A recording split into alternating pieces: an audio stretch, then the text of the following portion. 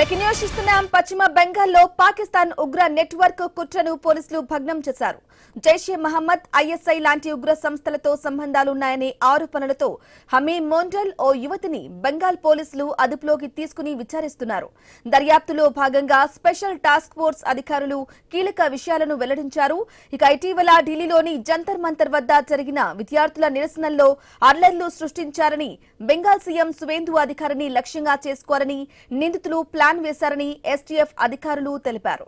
అయితే వారు జంతర్ మంతర్ వద్దకు వెళ్లారా లేదా అనే విషయాన్ని తెలుసుకోవడానికి ఉగ్ర హ్యాండర్లతో చాట్లను పరిశీలిస్తున్నామన్నారు.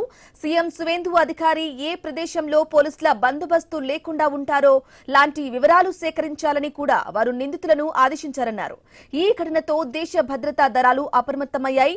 సరిహద్దు రాష్ట్రాల్లో దేశ వ్యతిరేక కార్యకలాపాలు, గూఢచర్య వలయాలపై భద్రతా ఏజెన్సీలు తీవ్ర నిఘా పెట్టాయి.